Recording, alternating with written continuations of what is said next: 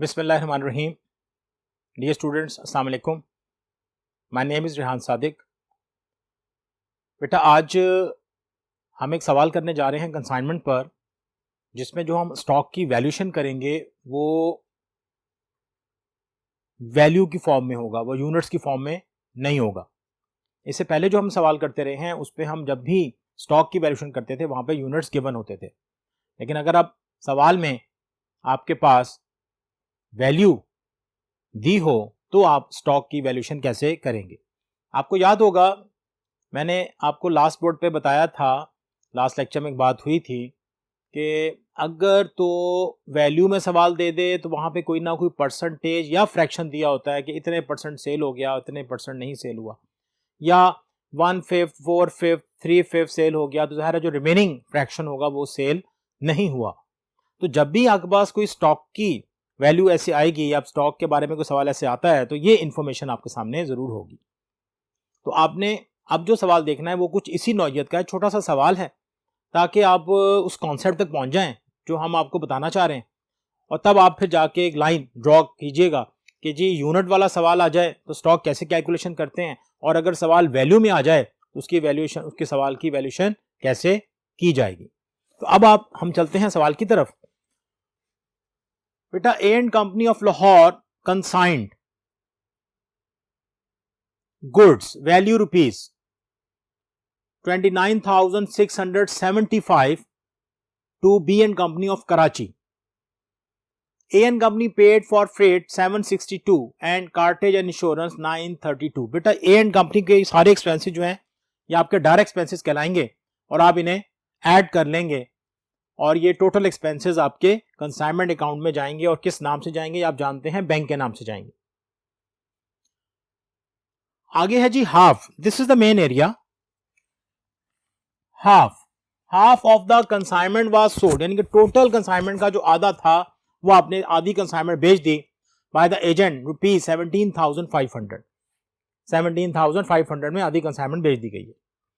Subject to his commission 875, जिसमें उसकी commission deduct होगी 875 रुपए, एंड अदर सेलिंग एक्सपेंसेस जो है वो है 550, और दूसरे सेलिंग एक्सपेंसेस कितने हैं 550। इसमें हमने सवाल, क्योंकि मैंने जरा फोकस किया हुआ है कुछ, इसमें मैंने आपको ज़्यादातर सवाल को इतना लेबोरियस नहीं बनाया, लंबा चौड़ा नहीं करने की कोशिश की कि उसमें अकाउंट सेल का मैंने जिक्र नहीं किया, मैंने कुछ चीज़ें डायरेक्ट कर दी ताकि आप इन सवालों तक पहुंच जाएं जो मैं आइडिया कम्युनिकेट करना चाह रहा हूं, क्योंकि वहां भी आकर थोड़ा सा कंफ्यूजन आपको आएगा, प्रॉब्लम आएगा, तो वो आना नहीं चाहिए। रिक्वायरमेंट है हमारी जी, फाइंड द प्रॉफिट और loss made on consignment and valuation of unsold stock. अब इससे पहले भी मैं कुछ हिंट या कुछ चीजें यहां से हम ढूंढ लेते थे, तो मैंने वो चीजें आपके लिए ढूंढ दी हैं यहाँ पर ताकि आपको मजीद आसानी हो जाए।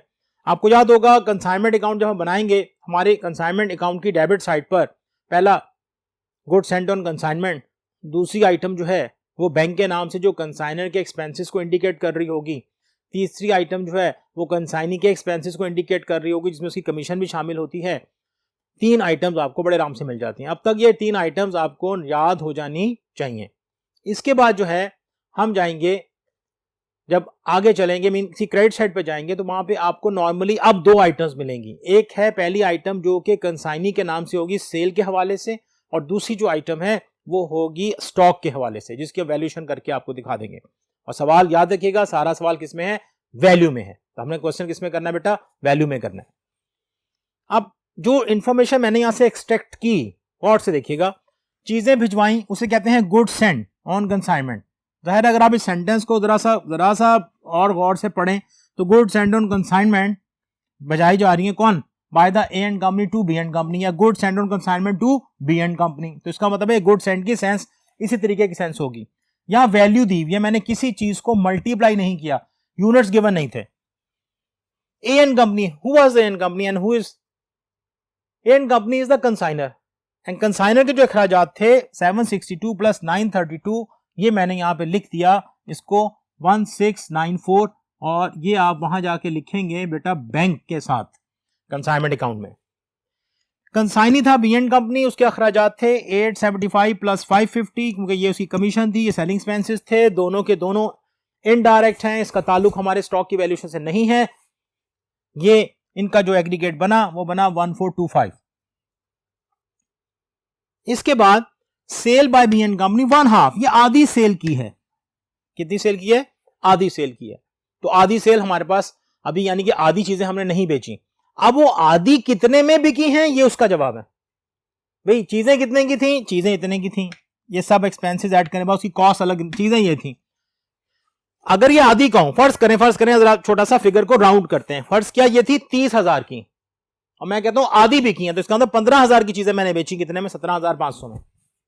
15,000 की चीजें मैंने बेची 17,500 में। ये इस एक सेंस है, छोटी सी सेंस आपको समझाइए बस, ये कोई पक्का नहीं है, मैं वैसे अमाउंट को मैं राउंड ऑफ करके बताना चाह रहा था। हाफ का मतलब क्या है? इसका मतलब है बाकी हाफ जो है वो अनसोल्ड है। अब हम क्या करेंगे, जब हम स्टॉक ऑन कंसाइनमेंट पे जाके बात करने लगेंगे तो बेटा उसके फॉर्मूला में एक थोड़ा सा चेंज आएगा, छोटा सा चेंज है, बिल्कुल कोई लंबी चौड़ी बात नहीं है। तरीके का सारा वही होगा। टोटल कॉस्ट उसी तरीके से जिस तरीके से आप निकालते थे।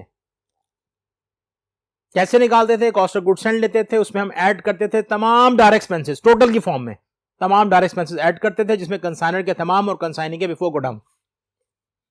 उसके बाद इसको डिवाइड मैं किससे कर रहा हूं? Cost of goods sailed. ये देखें, ये चीज बदल गई है यहां पर, कॉस्ट ऑफ गुड्स सेल्ड। यानी कि आप जब सवाल वैल्यू में करेंगे तो यूनिट से डिवाइड नहीं करेंगे। देखें बड़ी सीधी सी बात है, अगर आप मेमोराइज करना चाहें, आपने यूनिट भिजवाए तो यूनिट से डिवाइड किया, अब आप वैल्यू भिजवा रहे हैं तो वैल्यू से डिवाइड कर रहे हैं। एक बड़ा सीधा सा कॉन्सेप्ट है अगर आप समझ जाएं तो। उसके बाद अनसोल्ड वैल्यू, बेटा ये यहां पर आपको जरा सा याद रखना पड़ेगा कि अनसोल्ड वैल्यू क्या है। अनसोल्ड वैल्यू कैसे निकाली जाएगी? कॉस्ट ऑफ गुड्स सेल्ड लेंगे और जितनी परसेंटेज बाकी बच गई है, अगर वो कहता 3/4 सेल कर दिया तो मैं बाकी परसेंटेज या बाकी फ्रैक्शन लूंगा 1/4। इस वक्त क्योंकि सवाल बड़ा इजी था, मैंने 1/2 सेल किया तो बाकी कितना बचा? 1/2। अब कॉस्ट ऑफ गुड्स सेल्ड का 1/2 लेंगे। कॉस्ट ऑफ गुड्स सेल्ड कितनी है? 29675। 29675। अब इन चीजों को जब हम एडजस्ट करते हैं अकाउंट में और इन्हीं चीजों को जब हम एडजस्ट करेंगे स्टॉक के जरिए तो फिर हमारे सामने फिगर आ जाएगी। मैं यहां पर कंसाइनर का नाम मेंशन नहीं करूंगा, मैंने इससे पहले कई लेक्चर में मेंशन किया था, आपको बताया था कि यार इसको याद कर लो, ये कंसाइनर के एक्सपेंसेस हैं। अब मैंने वो भी हटा दिया है, अब यहां सिर्फ बैंक लिखा हुआ है और ये कंसाइनर के एक्सपेंसेस का टोटल है 1694 का टोटल एग्रीगेट है। ये मैंने आपको इससे पहले बोर्ड पर एक वर्किंग में दिखाया था। उसके बाद बी एंड कंपनी के एक्सपेंसेस हैं, कुछ सेलिंग एक्सपेंसेस हैं उसके, और दूसरे जो थे उसकी कमीशन थी। आप चाहे तो उसकी डिटेल भी बना सकते हैं, यहां पर आप चाहे तो उसको डायरेक्ट भी लिख सकते हैं।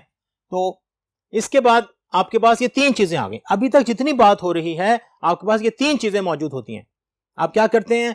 कंसाइनर के अखराजात लिखते हैं, कंसाइनिंग के अखराजात लिखते हैं, और जो सबसे पहली चीज नजर आ रही होती है वो कॉस्ट ऑफ गुड्स सेल्ड होती है।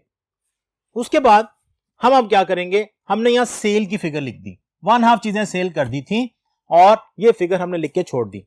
जैसे वो कहेगा 1/2 या 3/4 सेल हुआ है या 2/5 सेल हुआ है, तो उसकी जो रिमेनिंग परसेंटेज होती है या रिमेनिंग फ्रैक्शन होता है वो अनसोल्ड होता है, वो अनसोल्ड कहलाता है। तो अब मेरे पास 1/2 जो है स्टॉक ऑन कंसाइनमेंट वो अनसोल्ड है, मैंने उसकी क्या करनी है? वैल्यूएशन करनी है। अब देखिएगा वैल्यूएशन ऑफ क्लोजिंग स्टॉक, ये एक छोटा सा फॉर्मेट है, बिल्कुल इससे पहले भी ऐसे ही बना था। कॉस्ट ऑफ गुड्स सेल्ड, ये वाली कहां से ली मैंने बेटा? ये लेके लिख दी। Consignor expenses 1694। अब यहां पर कंसाइनिंग एक्सपेंसेस नहीं आएंगे। पहले भी मैंने एक दफा बताया था, एक दफा आपको टिप भी दी थी कि अगर कंसाइनिंग एक्सपेंसेस टोटल में दिए तो हम नहीं लेते, लेकिन यहां पे क्या है कि दोनों के दोनों एक्सपेंसेस का ताल्लुक सेल से है। हमें बिफोर गोडाउन एक्सपेंसेस चाहिए होते हैं, अनलोडिंग एक्सपेंस चाहिए होते हैं, क्लियरिंग जैसे एक्सपेंसेस चाहिए होते हैं, वो यहां पे नहीं गिवन थे, इसलिए हमें जो एक्सपेंसेस मिले वो सिर्फ कंसाइनर के मिले। अब मैंने उन एक्सपेंसेस को ले लिया, आपने जब इनको ऐड किया तो you have a figure like that, this is your total cost, this is your total cost. कितनी आ गई? 31369। 31369। अब बेटा अब मैंने ये फार्मूला लगाया है, ये फार्मूला है वैल्यू का। ये फार्मूला किसका है? वैल्यू का। देखिए फार्मूले की सारी शक्ल वैसी है, एक जगह पे चेंज है, मैं इससे पहले बोर्ड पे बता चुका हूं। स्टॉक ऑन कंसाइनमेंट, ठीक है, टोटल कॉस्ट यही वाली यहीं लिखते थे। यहां क्या लिखा हुआ है? पहले मैं लिखता था unit sent, units total quantity sent या यूनिट सेंट।